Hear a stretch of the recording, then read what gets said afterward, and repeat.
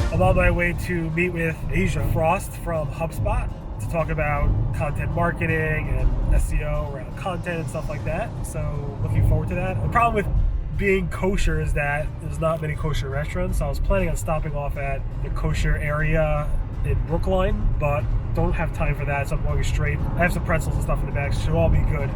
But looking forward to this next conversation.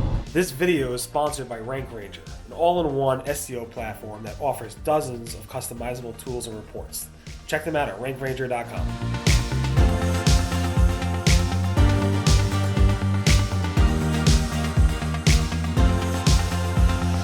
Thank you, Asia, for having me here at HubSpot. It's great. Yeah, welcome. Awesome. Can you tell us a little about who you are so the audience can know who you are? Definitely. So I am a senior SEO strategist at HubSpot. I joined the SEO team about a year and a half ago, and I actually come from a content background. So I got my start in the marketing world in college. Okay. I started freelance writing as a way to pay for college because I was completely broke and didn't want to have a personal student loan crisis. Right. I started freelance writing, which brought me into the world of like SaaS content marketing. SaaS businesses had the most budget, so they were my best clients. Right. And after I graduated, I briefly considered just sticking with freelancing and being a full-time freelancer, but wanted coworkers and health insurance and kind of an exposure to a broader range of marketing skills than just writing. So joined HubSpot as a blogger. And then from there moved my way into SEO. And you joined HubSpot how many years ago? 3 years ago. 3 years ago. Yeah, about 3 years and 1 month ago, so. And you've been doing SEO for how long? A year and a half. But when you joined HubSpot, kind of blogging is related to SEO in some sense? Yeah, so kind of the story of that is I joined our sales blog. I did not have sales experience, but that's where they needed a blogger, so that's where I went. And about a year after that, I was promoted to editor of the sales blog, which meant I owned our traffic number. And our traffic had been flat on the sales blog, but also across, like, we have 3 blogs for our North America audience. So there are 3 editors, but the sales blog traffic had been flat for, longer than I had been at the company. And I didn't really know anything about SEO, but it was very clear to me looking at Google Analytics that the only posts that were continuing to drive traffic month after month were ranking for keywords. Like, they were getting all their traffic from organic. Right. And I was like, well, this is silly. Why are we creating content that's optimized for email or social media when those channels are driving such a minority of our views? Wow. So I developed an informal SEO strategy for the sales blog, which we didn't really have anything of the sort at the time, and that was really successful. So when that started to gain momentum, then I think it became clear that we needed that type of strategy for the entire blog property, which is when I moved over to the SEO team to kind of lead that initiative from the other side. So prior, the SEO team was focused mostly on what in the company? Product pages and the health of the website. So this job kind of came out organically from your experience in the blogging space within HubSpot. Yeah, definitely. I think it was clear to everyone that we needed to do something, right? Because very clearly traffic was not growing. My developing interest in SEO really happened at the perfect time when this need was already arising. So basically HubSpot really didn't realize they hadn't necessarily an issue. It was flat, they were happy, they hired bloggers, and you came on board and you kind of significantly increased the traffic to HubSpot's blog section. Yeah. Can you talk a little bit about that? Yeah, sure. I think it is worth noting, it's ironic, HubSpot started out as an SEO tool. So I think at the beginning of the company, then there was a very clear focus on ranking for keywords and optimizing for organic. It's just that the bigger the company got and the more siloed the teams became, the less of an alignment there was.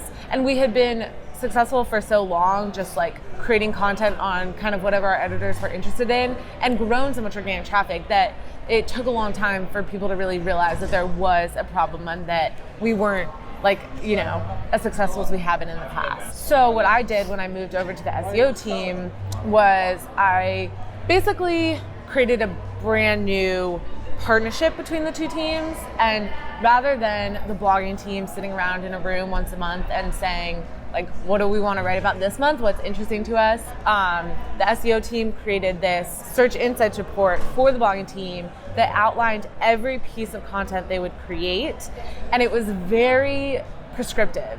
It was basically designed so that the bloggers could create search optimized content without having any SEO expertise or having to do any keyword research. Okay. So it would say, here's the title you need to use, here's the URL you should use, here's like the snippets you should optimize for, the headers, like here's what you need to know to rank in the image text, here's how to make this be like the top ranking result right now.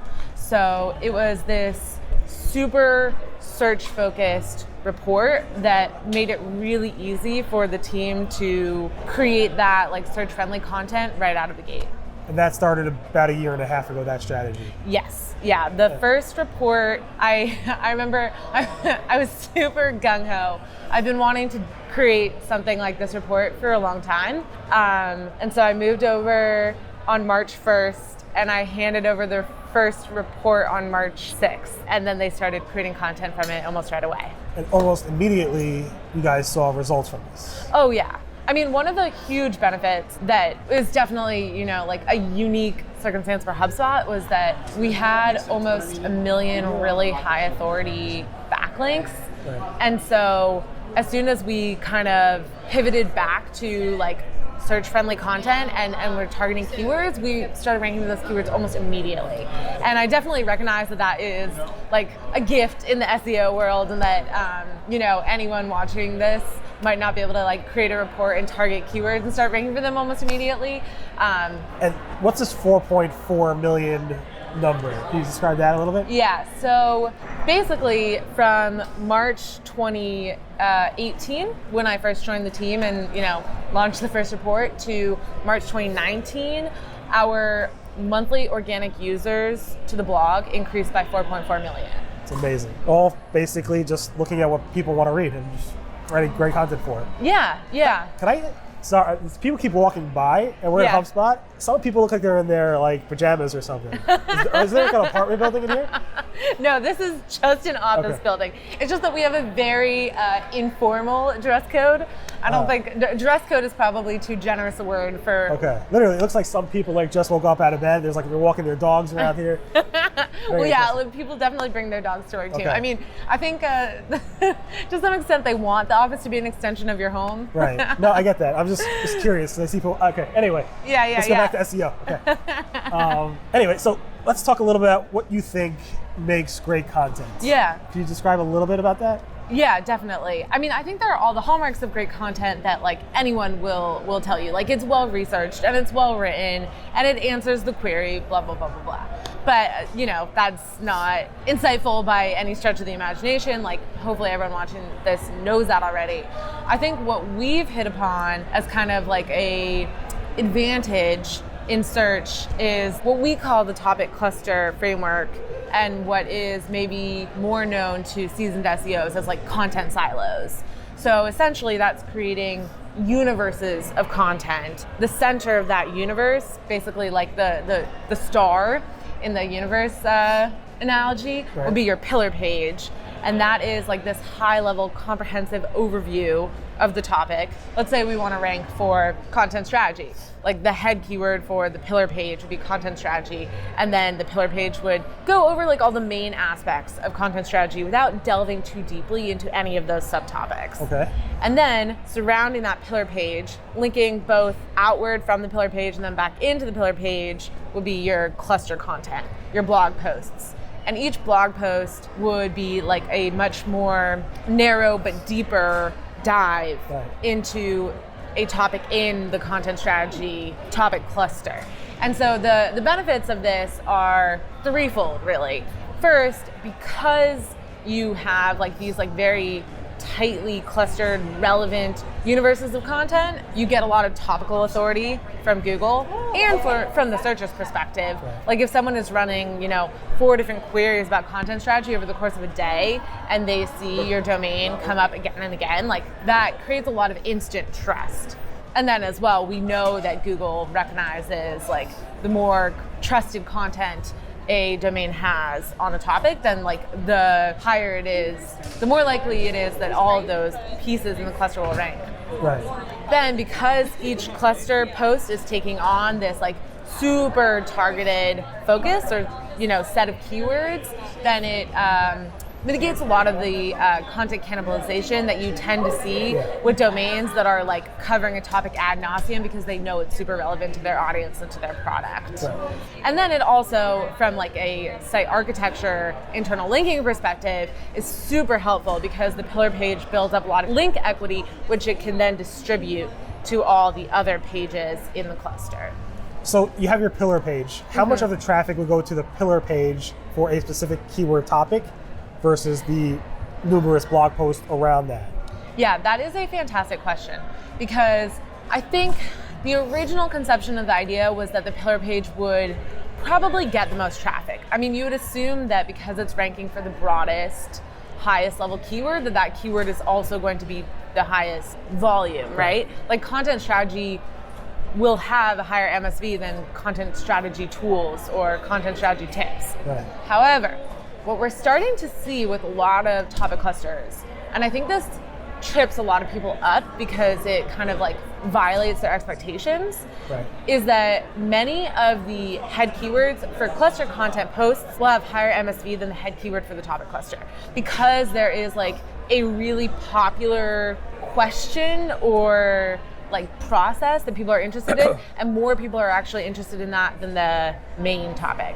So an example might be like, I don't know, content strategy experts. Like that might get more volume than just content strategy. Usually we find that they're like very specific process-oriented keywords that would get more traffic than the head keyword. But then I think this is where people get confused. They're like, wait, does that mean content strategy experts is like the topic cluster topic and like everything else should come off of that? And I think no, like you have to kind of think logically for what should be the head keyword and not let the MSV dictate too much the structure of the topic cluster.